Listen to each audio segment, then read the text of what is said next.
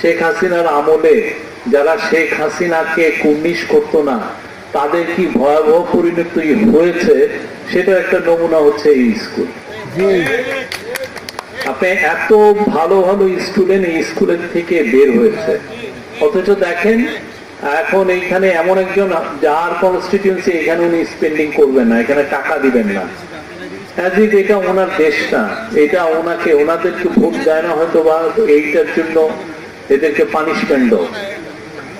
শেখ হাসিনার আমলটাই ছিল এরকম। সেই আমলে আপনি দেখেন পুরো সমস্ত যে ব্যয় নিয়ে গেছে কোথায়? গোপালগঞ্জে,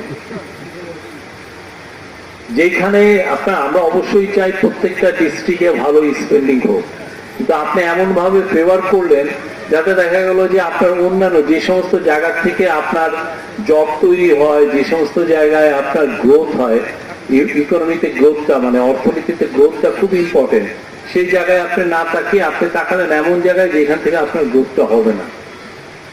ঠিকই বাংলাদেশের উনি নিজ হাতে বাংলাদেশের গ্রোথটাকে উনি চেয়েছেন যে অন্যদিকে নিতে, এটাকে আরো স্তম্ভিত করতে। তো তার বিচার উনি পেয়েছেন।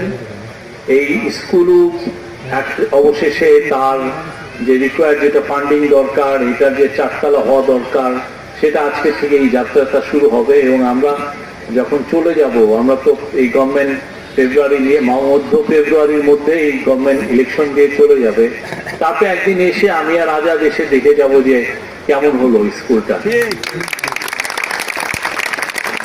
বাংলাদেশের উন্নয়নটা যাতে বৈষম্যহীন হয়, এটা আমাদের যে কোনো গভর্নমেন্টের কাছেই আমরা এটা চাই।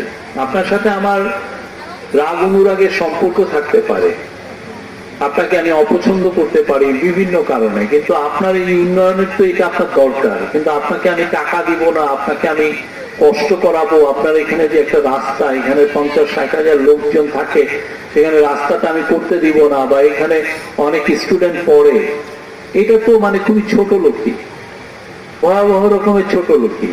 পুরো শেখ হাসিনার আমলটাই ছিল ছোট লোকিতে ভরা।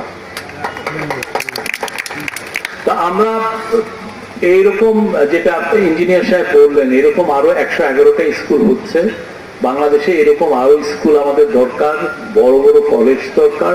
এবং সত্যিকার অর্থে বাংলাদেশ যদি একটা উন্নত বিশ্বের একটা দেশ হিসাবে সে নিজেকে আবির্ভূত করতে চায়, তাহলে সেই ক্ষেত্রে আমাদের পড়ালেখার উন্নতি ছাড়া কোনো উপায় নেই। আপনি জানেন চায়নাতে ওরা AI পড়াচ্ছে। AI